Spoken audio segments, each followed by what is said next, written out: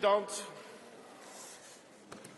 Good morning, everyone. Let's take our seats and start. The sitting is open.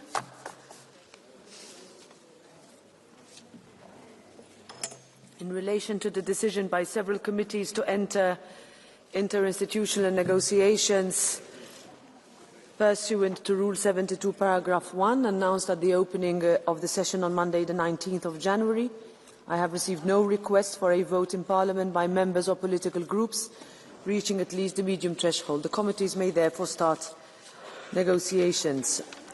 The next item on the agenda is the joint debate concerning the European Council meeting.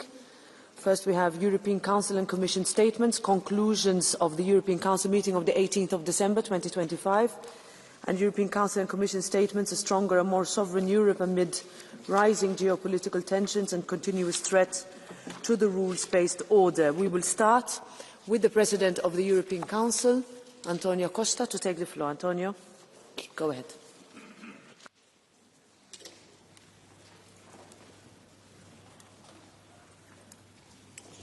Madam President Metsola, Madam President von der Leyen, honourable members, me gustaría empezar por expresar mis más sinceras condolencias por las víctimas de los accidentes ferroviarios ocurridos en los últimos días en España.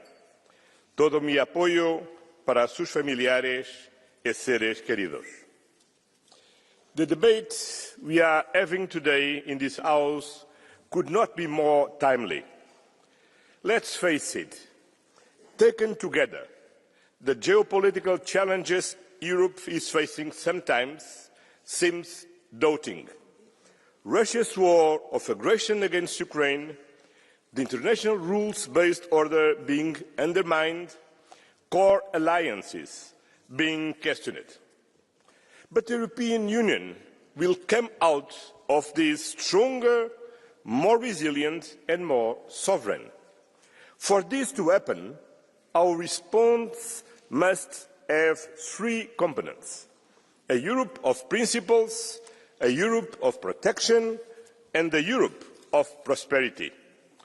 All these three dimensions are being tested in the current moment of transatlantic relations. That is the reason why I decided to convene a meeting of the European leaders for tomorrow about transatlantic relations. Having listened to Member States in the run-up to this meeting, I believe a few fundamental elements are broadly shared.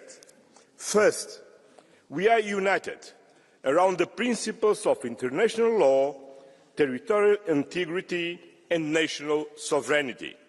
Second, we are united in full support and solidarity with the Kingdom of Denmark and with Greenland. Only they, Denmark and Greenland, can decide on their future. Third, we recognise that there is a shared transatlantic interest in peace and security in the Arctic, notably working through NATO.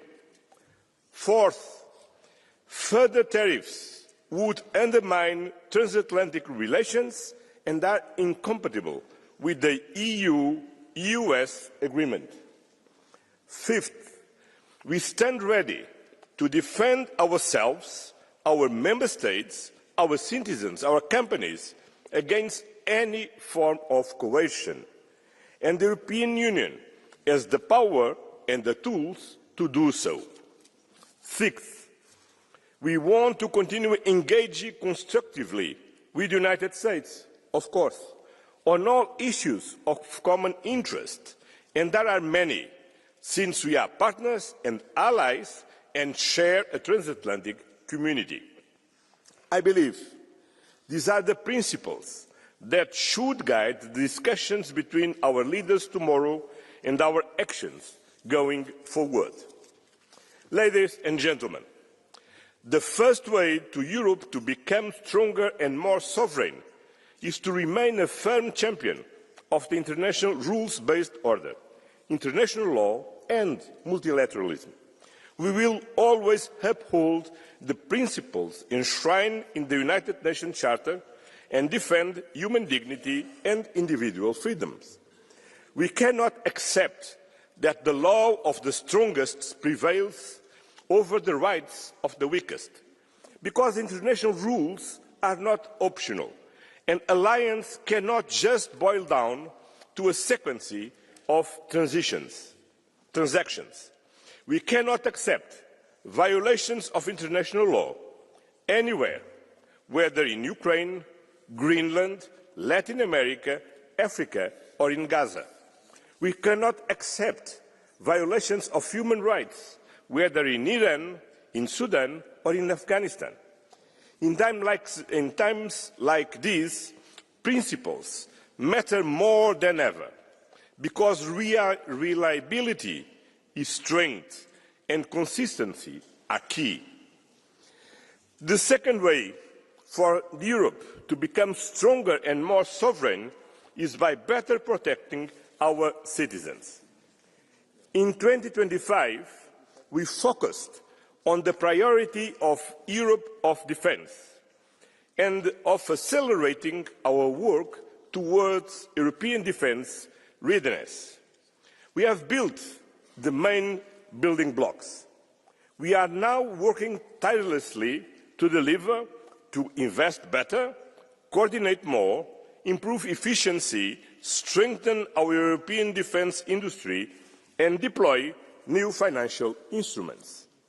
But long-term security in Europe cannot be upheld through increased investment and cooperation in defence alone. It must be achieved through a just and lasting peace in Ukraine, because Ukraine's security is Europe's security. Our response has been clear since the first day of Russia's war of aggression: to provide full support to Ukraine, financially, in terms of security, for reconstruction, and on its path to the European Union membership. At the last December European Council, recalling the commitment made in October to address Ukraine's urgent financial needs for 2026-2027, leaders took two historic decisions. First, we approved a 90 billion common European loan, backed by the European Union budget, to cover Ukraine's financial needs over the next 2 years. Second, Ukraine will begin repaying this loan only once Russia pays reparations, and until that time, the Union reserves the right to make use of immobilized Russian assets to ensure repayment. So, on Ukraine, we committed and we delivered, because in times of crisis, the European Union steps up, assumes its responsibilities, and acts decisively. Ladies and gentlemen, the third way for Europe to become stronger and more sovereign is to prosper economically. Just as leaders provided strong momentum to the Europe of defence in 2025, we must do the same for Europe's economy this year, 2026, working hand in hand with the Commission and the European Parliament to give a new impetus to Europe's economic growth, innovation and resilience. We must deliver for our citizens on quality jobs, wages and housing affordability, because social cohesion and prosperity are two sides of the same coin. On their own, neither would be sustainable. That is why, on the 12th of February, I will convene a strategic brainstorming session of European leaders to discuss how best to harness the full potential of Europe's single market in the new geoeconomic context. The European Union is a powerful single market. We need to deepen it to complete it. How? By making it easier to bring businesses, services and investments across borders, by reducing red tape at all levels while maintaining our policy ambitions, by combining affordable, secure and sustainable energy sources in a truly integrated European energy market, by strengthening our digital sovereignty, defending our standards and regulatory independence against tech oligarchs, while protecting our children from deregulated and unconstrained social media, by promoting a savings and investment union that channels savings into productive investments within the European Union, and through trade. Trade deals are global rule books. Tariffs are taxes on citizens and companies. The European Union has built the most extensive network of trade agreements covering 78 countries, and the Commission is making impressive progress in negotiation with countries like India, Australia, Thailand, Philippines and the United Arab Emirates, to name just a few. Just last week, we signed the historic Mercosur Treaty, which will create the largest free trade zone in the world, a market of more than 700 million consumers in 31 countries. Its political and economic significance cannot be overstated, especially in the current context. This agreement has not only economic value, is a decisive geopolitical significance right this moment. This agreement sends a powerful message to the world. Instead of tariffs, the European Union offers partnerships. Instead of spheres of influence, we are creating spheres of shared prosperity. The signing of the Mercosur Agreement followed for more than 2 decades of negotiations. During this time, all points of view, including those voiced in this House, were carefully listened to and acted upon. For example, last month, significant additional measures and safeguards were put in place. I now look forward to working with you on the next steps, for which the role of the Parliament is essential. Honourable Members, my message today is clear. Only by combining principles, protection and prosperity can we make Europe more sovereign, more resilient and stronger. Together with the European Parliament and the European Commission, we will keep delivering for our citizens, for our collective strength and for Europe's place in the world. Thank you very much. Thank you very much, President Costa. And now the President of the European Commission, Ursula von der Leyen.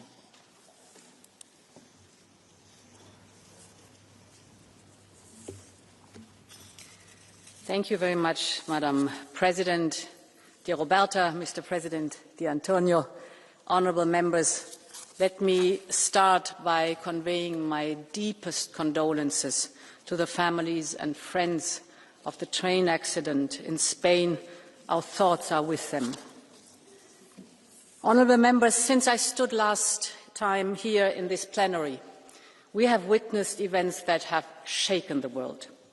From the nationwide protests and repression across Iran, to the seizing of shadow fleet tankers in the North Atlantic, from the volatile situation around the Arctic and Greenland, to the relentless bombing against Ukrainian civilians and infrastructure, from the tensions in the Middle East to the Indo-Pacific. All of this reflects a number of realities for Europe.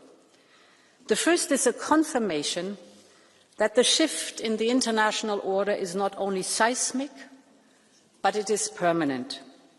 And the sheer speed of change far outstrips anything we have seen in decades. We now live in a world defined by raw power, whether economic or military, technological or geopolitical. And while many of us may not like it, we must deal with the world as it is now. Which brings me to the second reality and imperative for Europe, and that is to speed up our push for independence. Whether in our economy or in our security, whether on technology or democracy, we have to be strong in shaping ourselves if we don't want to shape the world around us.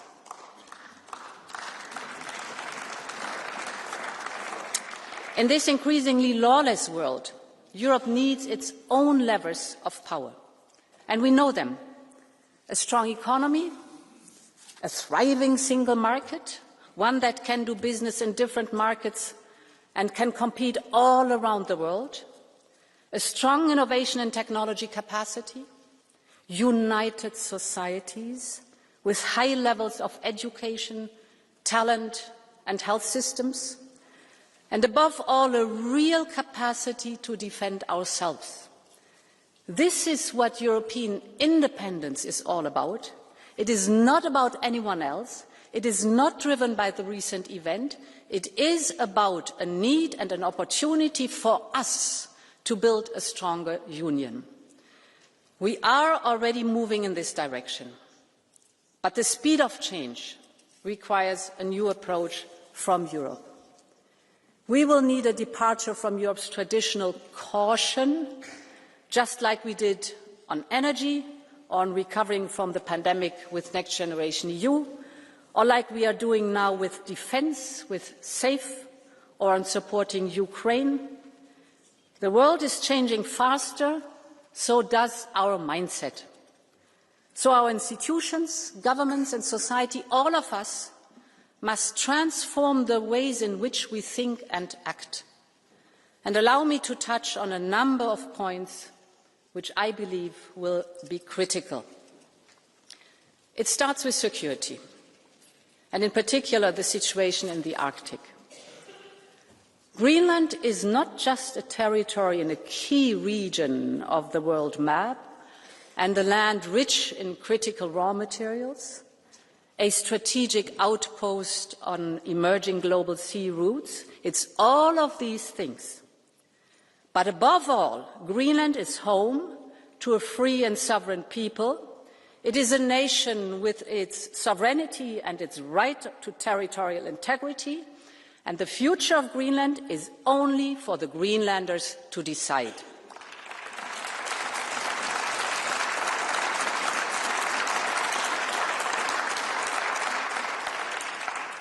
Honourable members, we do agree with our American friends on the need to ensure the security of the Arctic region.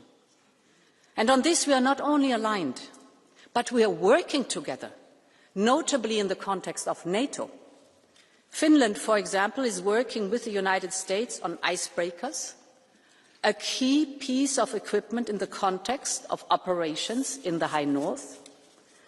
Or take the recent Danish-led Arctic Light exercise a few months ago in the context of NATO.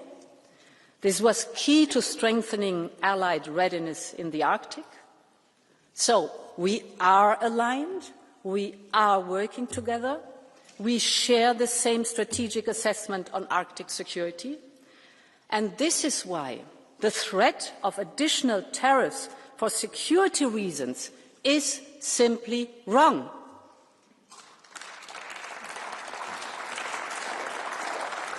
If we are now plunging into a dangerous downward spiral between allies, this would only embolden the very adversaries we are both so committed to keeping out of the strategic landscape. Later this week, leaders will meet to discuss our response at the European Council. We are at a crossroads. Europe prefers dialogue and solutions, but we are fully prepared to act, if necessary, with unity, urgency and determination.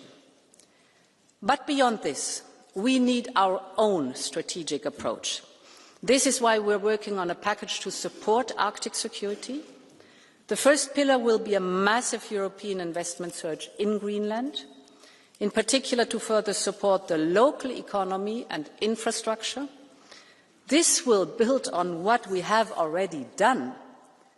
2 years ago, before this all happened, I was in Nuuk to open our first office there. And in the next European budget, we have already proposed to double our financial support to Greenland, but of course we must do more and do it faster. Second point, we will work with the United States and all partners on wider Arctic security. In particular, I believe we should use our defence spending surge on Arctic-ready equipment and strengthen our security arrangement with partners such as the UK, Canada, Norway, Iceland and others. Finally, I believe Europe itself needs to reassess its wider security strategy. This should look at what is needed to adjust to today's new realities. Many of you have worked on various national and European security strategies, some of them in the recent past, but the world has changed so fast and Europe now has to change with it. Honourable members, when it comes to security, it is more important than ever that we keep focusing on Ukraine, because our European security and our European independence hinges on what happens next. It is now almost 4 years since Russian tanks rolled into Ukraine. Peace talks are now ongoing, and we are recognizing the efforts the US is doing in this region. But while these efforts intensify, so does Russia's attacks. So Europe will continue to support Ukraine in every way, and this is why it was so important that in the last European Council we agreed to jointly raise 90 billion euros for Ukraine. Europe has taken clear responsibility for Ukraine's need, both civilian and military, and this 90 billion euros shows our unfaltering commitment and solidarity, and we will stand with Ukraine until there is a just and lasting peace.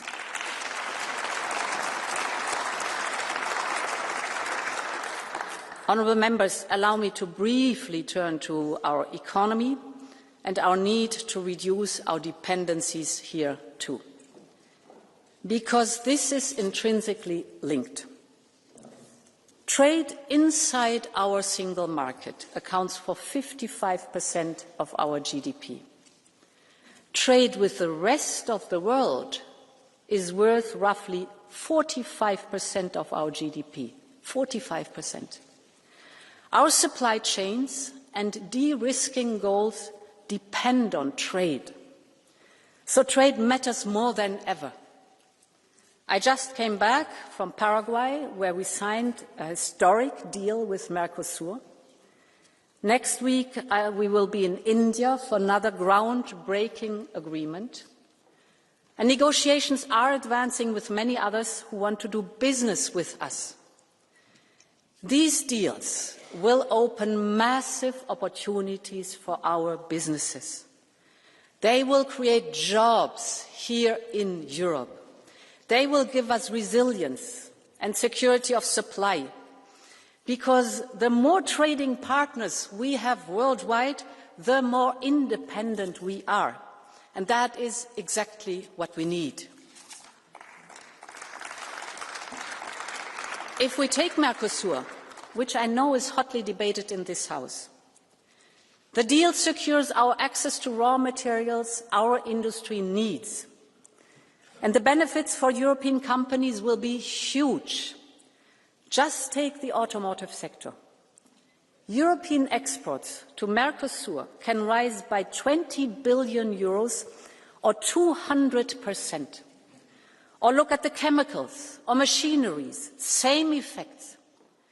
The deal with Mercosur will deliver huge gains also for producers of dairy, wine, spirits, oil, and much more.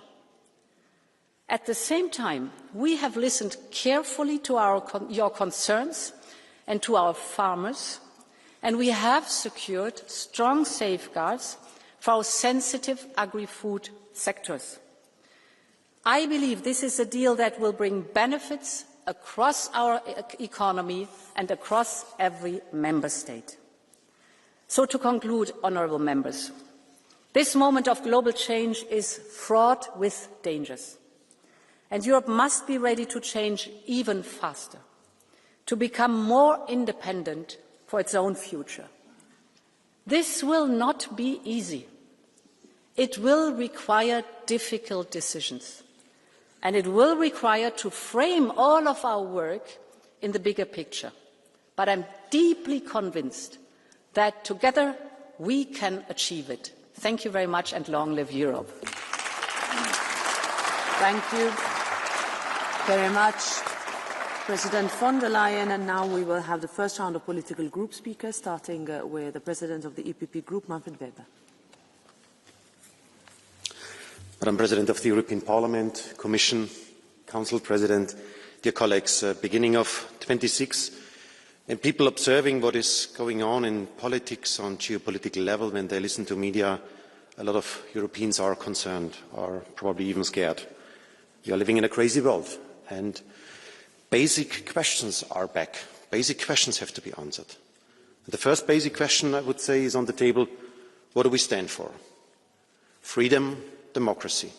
In Iran, a regime, a sponsor of terrorism, a murder of its own youth. We need actions there, dear colleagues. The Revolutionary Guard must be named what it is, and that is a terror organization. Venezuela. I met last Thursday in Madrid El Mundo González, the president-elect from Venezuela.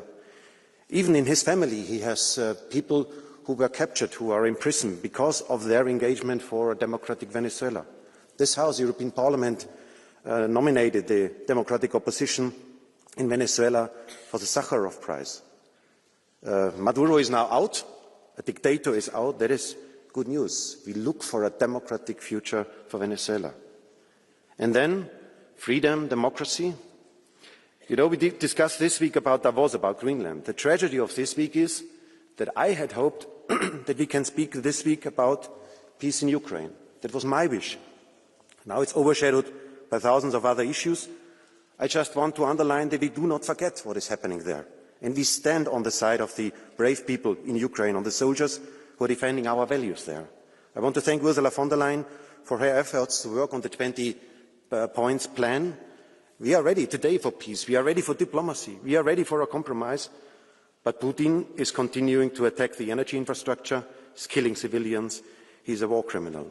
And only Putin is not ready for peace. And I would love to see also the friends of Putin here in this House, who are regularly talking with them, to engage, to convince Putin to come back to a consent and to a common understanding.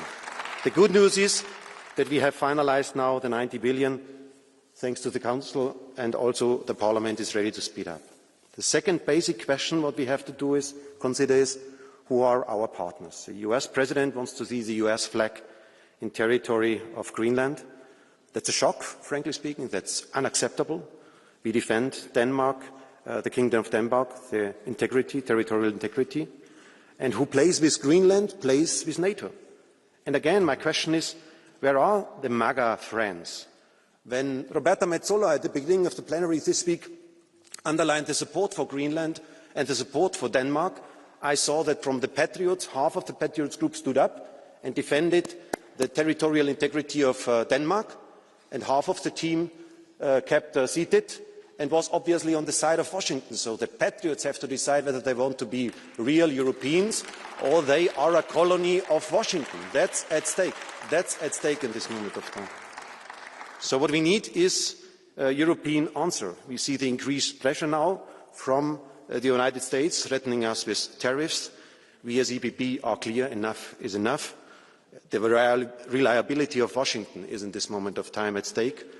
I was one of the few, the EPP group was one of the few who said, welcome to the Scotland agreement last summer. Everybody criticized this. I said, it's a good deal. But what is now at stake is, can we trust in the compromises we did in Scotland last summer? The reliability is at stake. So for us as EPP, and I think for all parliamentarians, it's clear there will be no ratification, no 0% tariffs access to the European Union for US products until we have clarified the question of reliability. And when we speak about partners, we have to say yes to Mercosur. We are not a military power, but we are an economic power, a huge market. And when even Lula and Milei can agree on the idea that together we are stronger as Europeans and South Americans, then I think everybody must understand what is at stake. So if you say no to Mercosur, Putin will be happy, Xi will be happy, and also Donald Trump will be happy, with different arguments in mind. That's why yes to Mercosur means yes to have good friends, yes to strengthen the European Union. And the third point I want to make is, dear friends, seriously, everybody recognizes we are living in a new world. And the key question is now, are we ready? Are we fit for the purpose? Is the architecture of the European Union ready? And the state of play is, dear friends, the Council can be vetoed by Viktor Orban. We have the E3 now presenting themselves, but I said it several times, E3 is not Europe. We have national responsibility on defence. That means in this moment of time a quite a weak Europe. And yesterday Lavrov said in his press conference, the US can have Greenland and I take Ukraine and then things are solved. That's a reality. And dear friends, are we ready? And I have to say, no, we are not ready. Imagine for a second we would have really one voice where unanimity is gone. Imagine for a second we would be in a situation that we are coming back to the founding fathers of the European Union, building up a true defence union in the European Union. Dear friends, we have to stop to discuss the actual tweet and we have to begin to discuss making Europe strong again. That is what is at stake. And populism can only be answered if you solve the problem of the citizens on economy, on migration, but also the real point is to show leadership. So that's why we have a huge responsibility. Let's reassure freedom and democracy. Let's find new partners in the world and let's make Europe ready for the future. Thank you. Thank you very much, Mr. Weber. And now the President of the S&D Group, Irache García Pérez. Go ahead. Gracias, Presidenta. Y quería, por supuesto, comenzar agradeciendo al Presidente Costa y a la Presidenta von der Leyen por sus palabras de solidaridad con el pueblo español, a las que me sumo en apoyo a todas las víctimas y los familiares de los accidentes de tren ocurridos en estos últimos días. Hace un año que Donald Trump regresó al poder y con él regresó una idea peligrosa, que el orden internacional es un estorbo y que la ley del más fuerte puede sustituir al derecho. Aranceles del 25% contra aliados europeos, amenazas abiertas, chantaje económico y desprecio a la soberanía ajena. Trump no es una anomalía pasajera, es un ataque frontal a la Europa que ayudó a construir. Y frente a sus ansias imperialistas, Europa no puede dudar, no puede esconderse, no puede callar, porque Trump solo entiende el lenguaje del poder y Europa tiene poder económico, tiene poder comercial y político. La pregunta es si estamos dispuestos a usarlo. Ante los aranceles y las amenazas sobre Groenlandia, la respuesta debe ser inmediata y firme. Suspender las negociaciones del acuerdo comercial con Estados Unidos, activar el instrumento anticoerción y reforzar la presencia militar en Groenlandia. Y preparar con urgencia un plan para que la Unión Europea esté en condiciones de responder si Dinamarca solicita la asistencia prevista en el artículo 42.7 del Tratado. Señora von der Leyen, Groenlandia no es solo un asunto de la OTAN, también es responsabilidad de la Unión Europea y, como tal, debemos asumirla y no mirar hacia otro lado. Y lo mismo ocurre con América Latina. No bastan declaraciones genéricas. Hay que decirlo sin ambigüedades. La agresión de Trump contra Venezuela y sus amenazas de uso de la fuerza contra países como Colombia, Cuba, México, Panamá y Canadá son inaceptables y son ilegales. Y Europa no puede normalizarlas, porque América no es propiedad de Trump, es propiedad de sus pueblos y sus gentes. En Venezuela, Trump ha dejado claro su objetivo y no es la democracia, es el petróleo. Lo demuestra despreciando a la oposición democrática venezolana y anunciando el control estadounidense sobre la industria petrolera venezolana. Ese es su único interés. Nuestra posición debe ser clara: condenar la violación del derecho internacional y, al mismo tiempo, implicarnos activamente para facilitar un proceso de transición democrática real. Señora von der Leyen, se lo advertí en el Pleno de diciembre y hoy se confirma. La política de apaciguamiento y complacencia frente a Trump no funciona. Cuando no se responde a tiempo, el problema se agrava. ¿Cuántas provocaciones más hacen falta para reaccionar? Y permítame también ser clara con respecto a Gaza. La llamada Junta de Paz que promueve Trump no es un proyecto de paz, es un negocio al servicio de sus amigos. Si de verdad queremos la paz, Gaza debe de ser gobernada por la autoridad palestina, no por un consejo para repartir poder e influencia. Y, señor Weber, el tiempo ha demostrado que se equivocó. Nos acusó de romper la coalición europeísta por oponernos al infame acuerdo arancelario con Trump. Y hoy estamos en esta situación, pero nunca es tarde para volver al lado correcto. Igual que nos entendimos y trabajamos por unidad para defender a Ucrania, porque era defender Europa, ahora tenemos que trabajar por esa unidad para defender la soberanía europea. Frente a la doctrina Monroe, la Unión Europea debe responder con más soberanía en defensa, energía, tecnología, comercio, y en ese contexto no podemos paralizarnos y por eso debemos empujarnos a avanzar también mediante alianzas estratégicas como el Acuerdo Mercosur, construyendo cuanto antes una mayoría en este Parlamento, porque ese es nuestro objetivo. Convertir cada crisis en una oportunidad para reforzar Europa. Y frente a la Europa del silencio, de la sumisión y del miedo, construiremos la Europa soberana, del coraje, de la democracia y de la dignidad. Una Europa que no se arrodilla, una Europa que no calla, una Europa que sabe defender su lugar en el mundo. Muchas gracias. Thank you very much. Now I give the floor to the chair of the PFE Group, Jordan Bardella.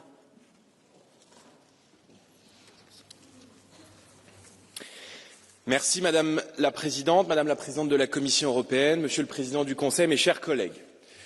Je veux vous parler aujourd'hui de nos agriculteurs que vous conduisez à l'abattoir. Madame von der Leyen, vous revenez tout juste du Paraguay, où vous avez ce samedi planté un nouveau clou dans le cercueil de nos agriculteurs, en signant l'accord commercial avec les pays du Mercosur. Cet accord, profondément injuste, ouvrira nos marchés à des centaines de milliers de tonnes de viande produites dans des pays qui ne respectent ni nos normes sanitaires, ni nos normes environnementales, ni nos exigences sociales, et vous le savez pertinemment. Dans cette trahison du monde rural, le président Macron a été votre complice hypocrite durant toutes ces années. Il a feint l'opposition pour calmer la colère des agriculteurs tout en sachant pertinemment que la minorité de blocage n'était plus acquise. Quelle cynique duplicité! Comme vous, le président Macron, au nom de la France, a toujours été favorable à cet accord. Et la preuve est accablante. Dans cet hémicycle, ces eurodéputés n'ont voté qu'à 13 reprises contre le Mercosur, quand ceux du Rassemblement national l'ont fait à 52 reprises, soit le taux d'opposition le plus élevé à l'endroit de cet accord. À l'approche de la signature, le président Macron et vous-même avez tenté de faire passer la pilule par deux effets d'annonce. D'abord des clauses de sauvegarde, cosmétiques, temporaires, qui sauteront quoi qu'il arrive dans les 10 ans et que les pays du Mercosur eux-mêmes ne reconnaissent pas. Ensuite, le maintien du budget de la politique agricole commune, en dépit de votre ambition de la diminuer, vaste enfumage, puisqu'assorti d'une rallonge prétendue de 45 milliards d'euros, ce n'est évidemment qu'une simple avance et non une rallonge, comme indiqué. Alors les promesses n'engagent décidément que ceux qui les font. Madame la Présidente von der Leyen, une fois de plus, vous avez favorisé l'industrie allemande et sacrifié les agriculteurs français. Sachez-le clairement, nous nous opposerons toujours au démantèlement de notre souveraineté alimentaire. Du sort des agriculteurs, de leur capacité à vivre dignement de leur travail dépend notre liberté, notre souveraineté dans un monde de plus en plus incertain. L'agriculture doit être sortie des accords de libre-échange. Le patriotisme économique doit être assumé. Les normes de nos entreprises doivent être simplifiées et pour notre économie, un mot d'ordre, produire, produire et produire. Merci. Now I give the floor to the co-chair of the ECR group, Nicola Procaccini. Grazie Presidente, Presidente von der Leyen, Presidente Costa. Le conclusioni dell'ultimo Consiglio ci consegnano una immagine nitida. L'Europa sta finalmente uscendo dalla sua bolla ideologica per misurarsi con la durezza della realtà. Per quanto riguarda l'immigrazione, l'accordo sui paesi terzi sicuri per i rimpatri è un successo del buon senso. Stiamo cominciando a sottrarre il governo dell'immigrazione ai trafficanti di esseri umani e all'incertezza delle interpretazioni giudiziarie, riportandola dove deve stare, cioè nell'alveo della responsabilità politica. È la dimostrazione che quando l'Europa smette di predicare ed inizia ad agire con pragmatismo, i risultati arrivano. Per quanto riguarda l'Ucraina, il prestito da 90 miliardi è stato un atto di responsabilità. Continueremo ad aiutare quel popolo che resiste eroicamente da 4 anni alla vigliacca invasione russa. Non lo facciamo solo per gli ucraini, lo facciamo anche per noi. Perché se la Russia raggiungesse i suoi scopi sarebbero in pericolo tutti i popoli europei. Se qualunque nazione fosse libera di prendersi con la forza le nazioni vicine, sarebbe in pericolo la pace che si è posata sul nostro continente dopo le guerre laceranti di cui sono pieni i nostri libri di storia. So bene ciò che state pensando, ciò che vale ad est deve valere anche ad ovest. Sono d'accordo. D'altra parte noi conservatori continueremo a sostenere l'unione dell'Occidente, perché non è un semplice luogo geografico, ma una civiltà con i suoi difetti, le sue contraddizioni, ma anche con la sua cultura della libertà. Francamente io credo che non è indossando gli occhiali alla Top Gun che otterremo maggiore rispetto dagli Stati Uniti. Ce lo possiamo guadagnare solo con la nostra solidità geopolitica, con la nostra competitività economica, con la sovranità delle materie prime, con una difesa militare efficiente e tecnologicamente avanzata. La nostra forza come europei è nella comunità transatlantica. Solo dentro di essa restiamo padroni del nostro destino. Grazie. Grazie. Now I give the floor to the chair of the Renew Europe Group, Valérie Hayer.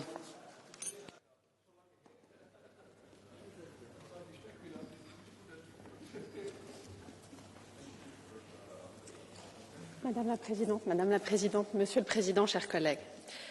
Je voudrais commencer cette intervention par un message de soutien et de solidarité avec les Iraniennes et les Iraniens. Les manifestations contre le régime ont fait place à une répression d'une violence inouïe, à des massacres. Ce régime doit tomber. Mais il doit tomber par la seule volonté du peuple iranien, c'est-à-dire sans interventionnisme extérieur, sans bombes américaines. La responsabilité de l'Union européenne est majeure. Nous devons inscrire les gardiens de la révolution sur la liste des organisations terroristes. Ce n'est pas un geste symbolique, mais une mesure juridique aux effets immédiats. Elle réduira leur capacité de financement à l'international et permettra au peuple iranien de mener à terme sa révolution. Nous devons assumer ce choix parce qu'il défend 2 principes qui nous sont chers, le respect des libertés fondamentales et le droit des peuples à disposer d'eux-mêmes. J'en viens désormais à nos relations avec les États-Unis. L'apaisement, ça ne fonctionne pas. Nous sommes entrés dans le temps de la lucidité, de la prise de conscience et du courage politique. Alors oui, Renew l'assume. L'Europe doit jouer le rapport de force avec les États-Unis de Donald Trump. Et pour ça, nous avons des outils de dissuasion. des outils que nous sommes prêts à utiliser. Je le dis d'entrée, et nous l'avons annoncé ce week-end, Renew ne votera pas l'accord commercial entre les États-Unis et l'Union européenne conclu à Thornbury. Nous demandons également, et au plus vite, l'activation de l'instrument anti-coercition. Pourquoi on le demande? Parce que cet instrument, on l'a voté précisément pour la situation dans laquelle on se trouve aujourd'hui. Alors, ne tardons pas, Madame la Présidente, Monsieur le Président. Madame la Présidente, notre modèle européen n'est pas à vendre à la découpe. Et votre responsabilité, c'est aussi de faire respecter notre souveraineté.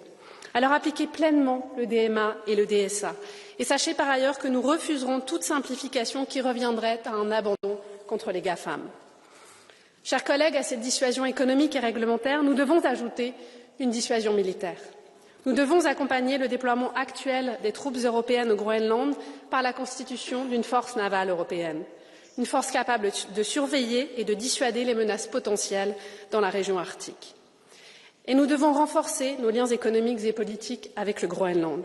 Je rappelle au passage que le Groenland est couvert sans la moindre ambiguïté par la clause d'assistance mutuelle de l'Union européenne. Chers collègues, nos concitoyens sont inquiets. Inquiets de ce que Trump va faire. Inquiets de sa politique, inquiets de notre réponse. Il ne faut pas leur mentir, et d'ailleurs ils le savent très bien. L'utilisation de notre arsenal de dissuasion aura des conséquences sur notre économie.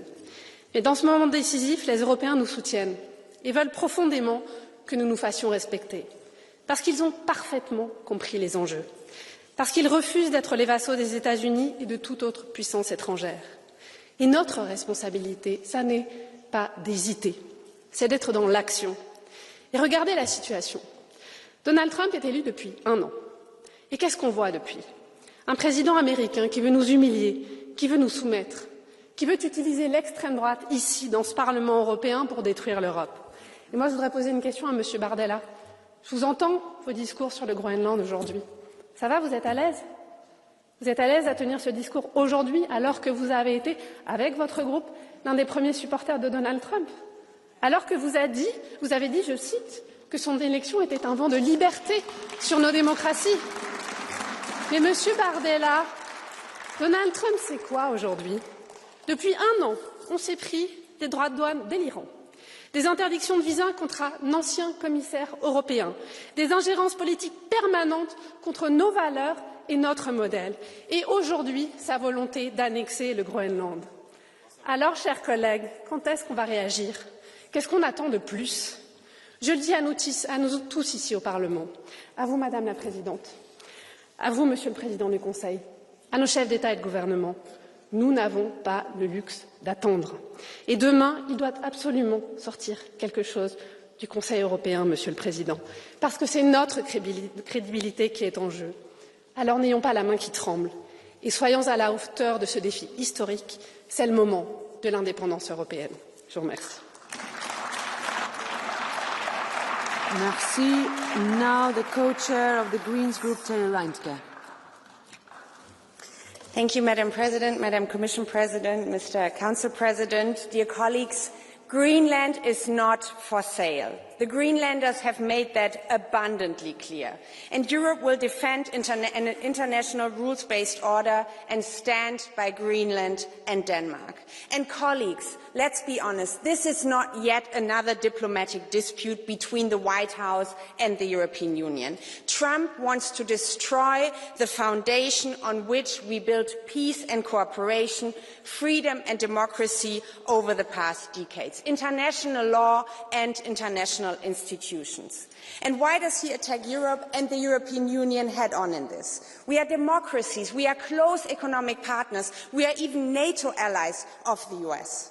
Because the EU can be a global force for democracy and rule of law if we can work together. Colleagues, we have a single market, a force of global strength. We have a social model which might need reforms, but delivers universal health care, mandatory rest days and workers' representation to our citizens. Because we have a European Court of Justice that stands firm even in difficult times. Trump does not not attack us because he thinks we are weak and irrelevant. He attacks us and tries to destroy the European Union because we have the potential to be strong in this world. So, colleagues, let us be strong. Let us use our tools in this crucial moment by not giving in to blackmail, by using the anti-coercion instrument, by becoming world leaders in green technology, by enforcing our digital rules also against the tech oligarchs in the US, by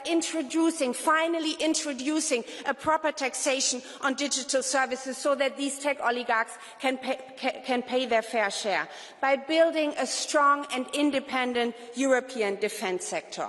It's true, Europe can no longer afford illusion. Against chaos, we defend a world order based on rules. Against egoism, we choose cooperation based on mutual respect. And it's true, it's not only Europe, it's Canada, it's Australia, it's South Korea, it's Japan, it's countries across the world that want to work together with us. And against brutality, dear colleagues, and brutality we can see every day on the news at this time, we stand united in the defence of our values. This, colleagues, is the European way, and this is the way that we have to defend right now. Thank you very much. Thank you very much. And now the co-chair of the Left Group, Manon Aubry.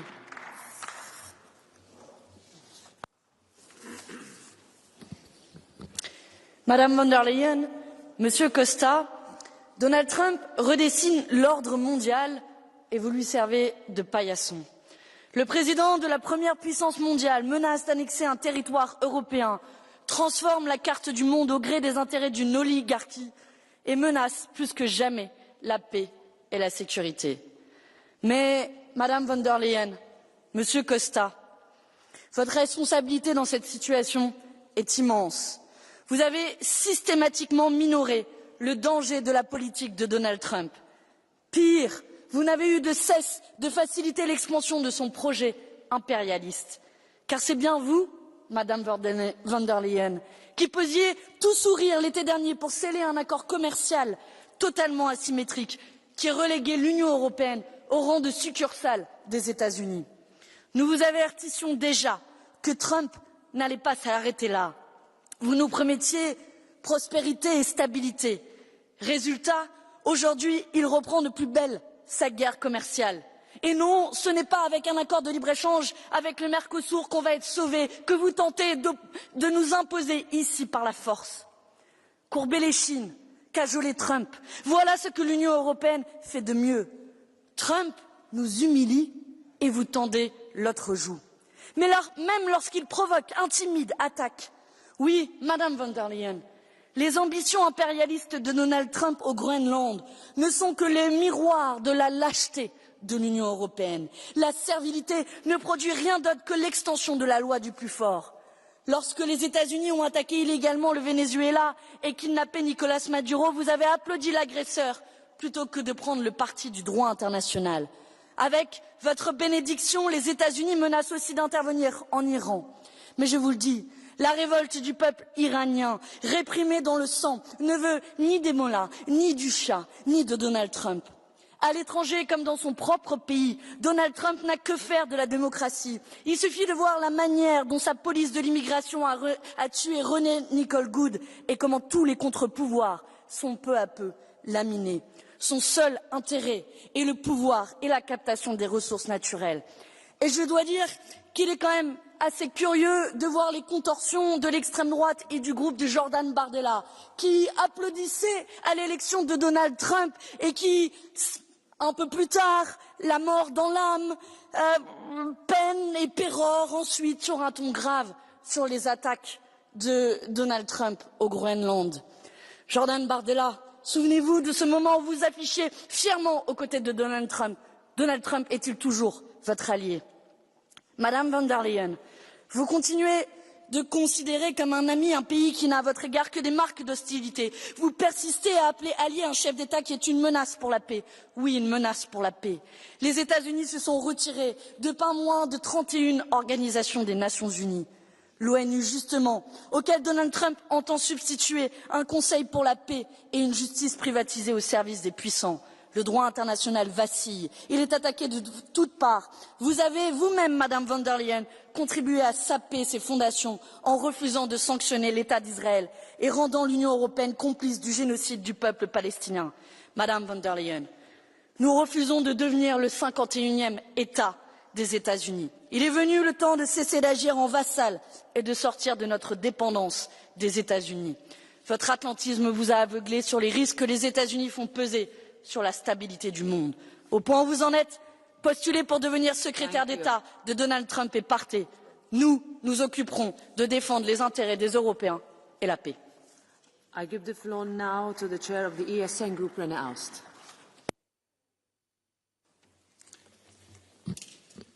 In einer Welt, die sich geopolitisch täglich neu sortiert, müsste die EU eigentlich alles daran setzen, nach außen geschlossen aufzutreten. Doch es ist die Europäische Union selbst, die diesen inneren Zusammenhalt immer wieder torpediert. Übergriffigkeit, Zentralismus, Bevormundung der Mitgliedstaaten. Statt sich auf das Wesentliche zu konzentrieren, Binnenmarkt, Schutz der Außengrenzen, Organisation der Verteidigungskooperation, die in den vergangenen 15 Jahren sträflich vernachlässigt wurde, verheddert sich Brüssel in ideologischen Projekten und übergeht dabei den Willen der Völker, wie zuletzt in Bulgarien. Wir von der AfD haben ein Jahrzehnt lang gefordert, wir müssen unabhängig von den Vereinigten Staaten von Amerika werden. Wir müssen souverän werden. Wir müssen unsere Sicherheitspolitik selbst in die Hand nehmen. Beschimpft wurden wir dafür von den sogenannten Konservativen als Anti-Amerikaner und als Militaristen. Heute wird diese Abhängigkeit, in die Sie uns geführt haben, von den Vereinigten Staaten von Amerika ausgenutzt.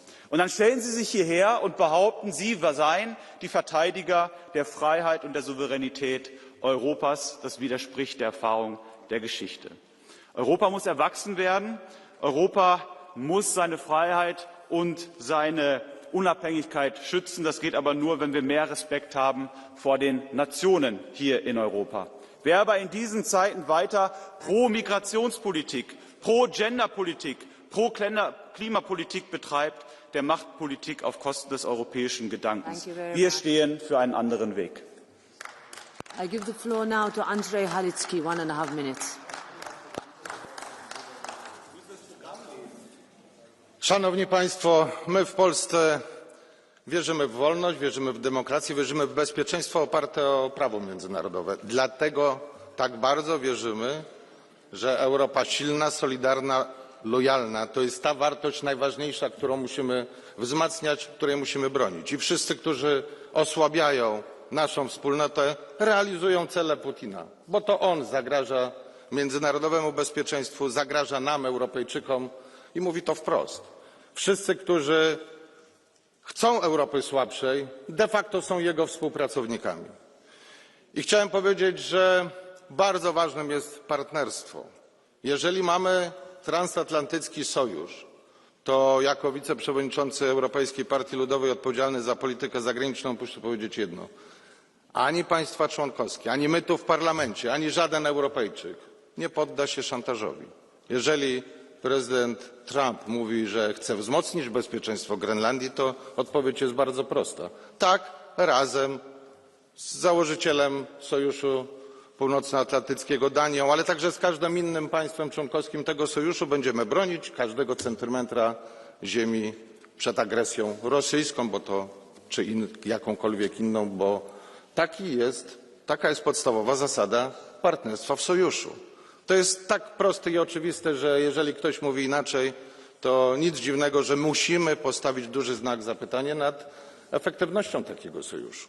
Dlatego Europa musi być, jeszcze raz powtórzę, silna, zjednoczona i siłą naszą jest także jednomyślność. Jeżeli Viktor Orban próbuje nas osłabić, to Europa się nie da rozegrać Viktorowi Orbanowi, za chwilę będzie przeszłością. Ale nie możemy się poddać żadnemu innemu politykowi, który będzie próbował osłabiać naszą jedność. Solidarna, zjednoczona Europa zwycięży. Thank you very much. Now Kathleen Van Bremt, 1.5 minutes. Dank u wel, voorzitter. Collega's, we are under attack. Onze veiligheid, onze welvaart, onze integriteit en eigenlijk het voortbestaan van onze Unie staan vandaag op het spel. Maar genoeg is genoeg. Ik denk dat velen dat hier al gezegd hebben. Het beleid van het sussen van Trump, hem gelijk geven of een slecht akkoord, ja, beste EVP'ers, een slecht akkoord op handel aanvaarden, die tijd moet nu echt gedaan zijn. We laten onze industrie, onze arbeiders, onze soevereiniteit, onze toekomst niet bedreigen. Nu niet, nooit niet. Laat ons ook stoppen met onszelf kleiner te maken dan wat we zijn. We zijn een economische grootmacht. En we moeten die macht gebruiken. Dus ja, commissie, raad, collega's. Toon leiderschap deze week. Kom uit deze raad met een duidelijke boodschap. Niet alleen aan Trump, maar ook aan onze eigen bevolking. Ja, activeer het antidwanginstrument. Het is onze bazooka om aan de rest van de wereld te tonen dat we er staan en dat we onze economische macht kunnen en willen gebruiken. En uiteraard, kies voluit voor eenheid en soevereiniteit en bouw die brede coalitie met onze partners wereldwijd. Van Canada tot Indonesië, van Mercosur tot Indië. Dat is het antwoord op Trump. Het is de moment van de waarheid. Please, show, don't tell. Dank u. I give the floor now to Harald Wilimski, 1,5 minutes. Danke sehr, Frau Präsidentin, meine sehr geehrten Damen und Herren. Ich möchte Ihnen etwas Ironie nicht ersparen, weil bei all den geopolitischen Muskelspielen, die Sie da hier betreiben, möchte ich Sie daran erinnern, dass diese Europäische Union seit vielen, vielen Jahren nicht einmal in der Lage ist, hier im Parlament in Straßburg oder im Parlament in Brüssel für Warmwasser zu sorgen. Und ich gehe mit der Ironie weiter. Was machen Sie denn bei all Ihren Muskelspielen? Setzen Sie sich oder beauftragen Sie irgendwelche Soldaten in strombetriebenen Panzern mit einer Regenbogenflagge und einer EU-Flagge, Putin und Trump gleichermaßen den Krieg zu erklären? Das geht doch alles nur ins Lächerliche hinein. Und aus meiner Sicht sollten Sie eher daran sich orientieren, was es konkret an Problemen gibt. Wer aller von Ihnen war denn gestern beispielsweise hier vor dem Parlament, als Hunderte oder Tausende Landwirte protestiert haben? Das waren Menschen, die nichts Böses waren. Das waren Menschen, die nicht gegen irgendetwas waren. Das waren Menschen, die nur gebeten haben, ihre eigene Existenz weiterhin zu erlauben angesichts dieses Mercosur-Abkommens, das der heimischen und der europäischen Landwirtschaft wahrscheinlich den Todesstoß versetzen wird. Das ist die falsche Politik. Und während Mercosur noch gar nicht in Kraft ist, geht es jetzt schon weiter Richtung Indien. Das ist Zug für Zug der Tod der europäischen Wirtschaft und auch Landwirtschaft. Und auch der Green Deal, der den Tod der europäischen Automobilindustrie nach sich zieht, ist etwas, das nach innen gerichtet die Kraft Europas mehr und mehr schwächt. Aber es gibt sie noch, die vernünftigen Stimmen in Europa, ob das ein Premierminister Viktor Orban ist, ob das ein Premier Andrej Babiš ist, ob das ein Herr Fico ist, ob das andere bald sein werden, die in dieser Allianz von Mitte-Rechts-Parteien den richtigen Weg gehen. Da liegt die Zukunft. Aber erlauben Sie mir das direkt zu sagen, nicht in dem Weg der Selbstzerstörung, den Sie beschreiten. Danke. Yeah, thank you. Thank you. Next speaker, Billy Kelleher.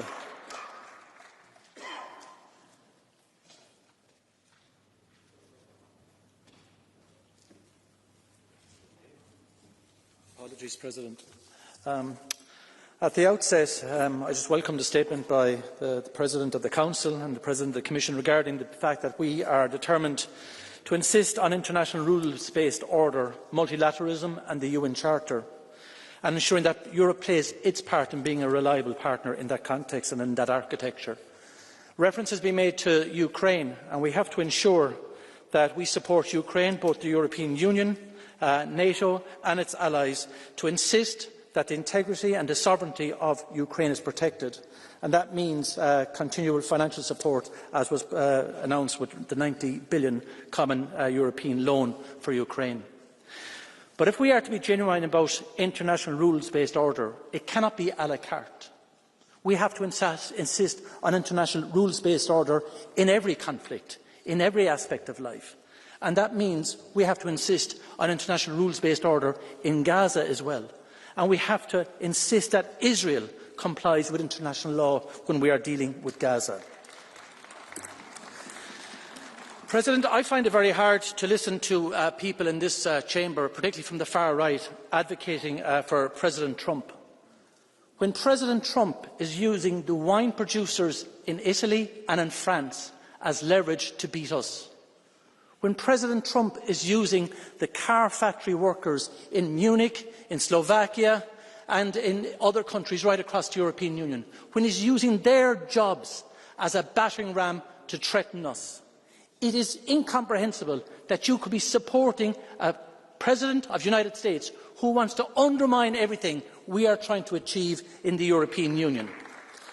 And if you don't believe me, just go to President Trump's US national security strategy and scroll down to C, where he says promoting European greatness, and then takes a sledgehammer to everything that we stand for here in this European Union. It is quite shameful and hard to understand. So again I say, go back to your constituents, go back to your voters and tell them that it's your icon, it is your hero that are threatening their jobs. Thank you. Next speaker, Diana Riba Ejiner.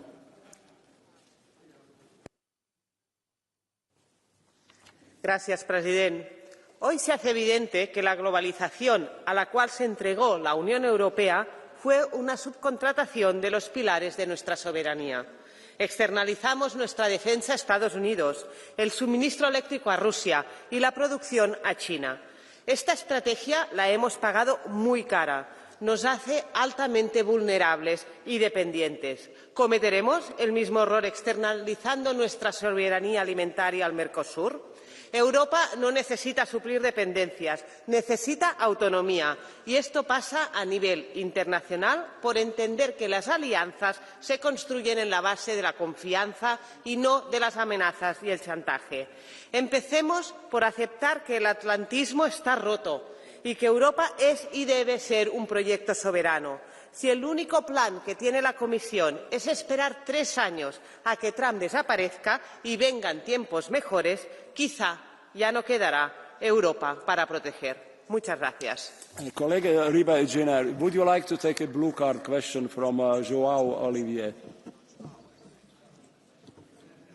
Oliveira, sorry, not the French. Oliveira, sorry. João is correct.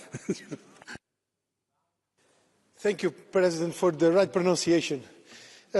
Senhora deputada Riba Ejiner, falou na sua intervenção sobre os prejuízos que têm resultado de opções que vão sendo feitas de desmantelamento da produção, de desmantelamento da resposta a algumas necessidades dos povos, nomeadamente em relação às questões alimentares.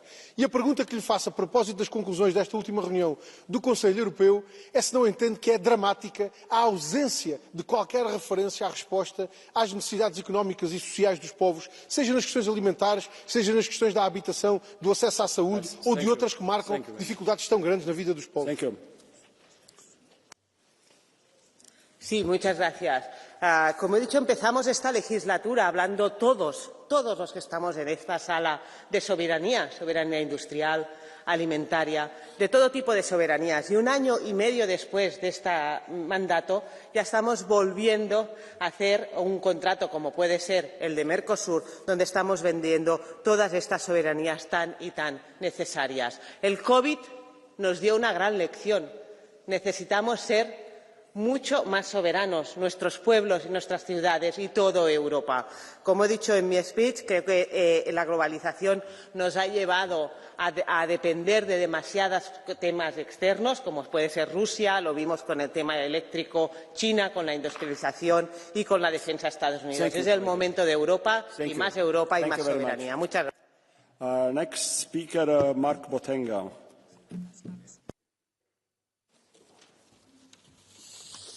Merci, Monsieur le Président.